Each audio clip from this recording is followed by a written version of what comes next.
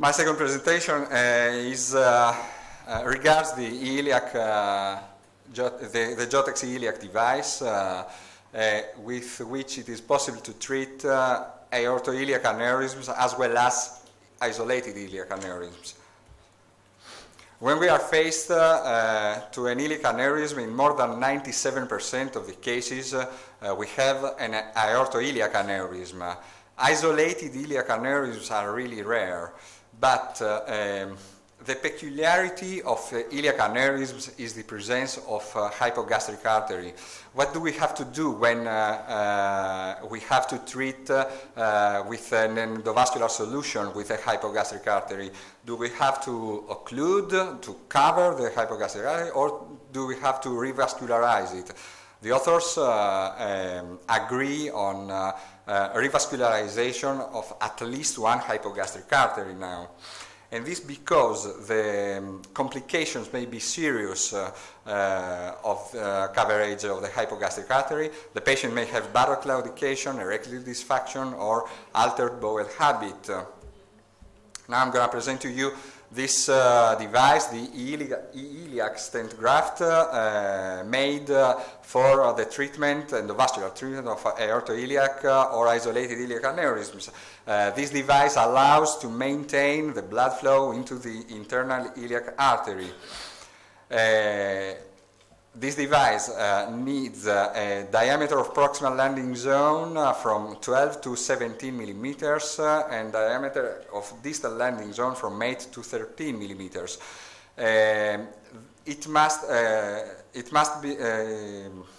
needs also a proximal and distal landing area of at least 15 millimeters.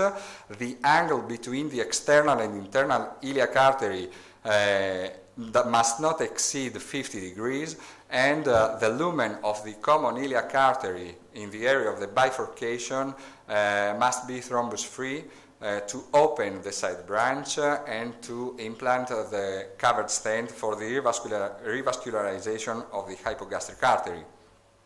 It is a 19-hole asymmetric stent with good visibility, low water permeability, and increased flexibility. The side branch is a freestanding branch with a 6 millimeter stent. A 9 millimeter peripheral covered stent is needed to revascularize the hypogastric artery. The X-ray markers offer good visibility, and they indicate the proximal and distal ends of the stent, the maximum and minimum overlap of the covered stent, and the direction of the side branch. The delivery system has an outer diameter of 18 French. It is reinforced and hydrophilic, of course. And there are two axes, one for the axial guide wire and one for the lateral guide wire. As you can see here, there are a lot of there are various lengths and diameters in order to treat a wide range of aortoiliac or isolated iliac aneurysms. This is a case report that I brought. This is a man, 74 years old, with an aortoiliac aneurysm.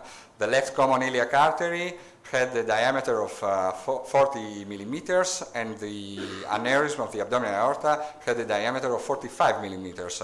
Because of the comorbidities, we decided for an endovascular solution. This is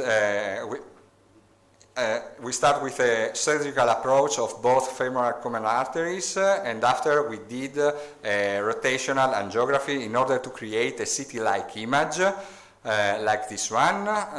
Here you can see all the morphological data of the aorta, the left and the right iliac artery, and after you can see here our choices. Our choices was for the abdominal aneurysm an Itigra device, an iliac device for the left common iliac artery, and the cover stent called Eventus. With the eye guide, this is an application with which we can mark the proximal and neck and the bifurcation of the left common iliac artery. Here you see the deployment of the abdominal device after we deployed the iliac device. Here you can see the cannulation of the left hypogastric artery through the right femoral artery, and after we proceeded with the deployment of the cover stent into the left hypogastric artery. This is a balloon expandable stent, as you can see. After we finished with the deployment of the iliac device and the contralateral leg, and at the end of the procedure we did another rotational angiography, and here you can see the result.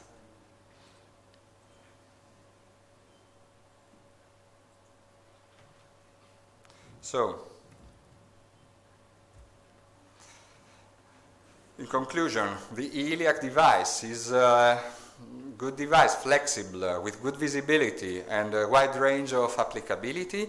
It can be used not only for the treatment of for the treatment of aortoiliac aneurysms, but also for isolated iliac aneurysms. Thank you.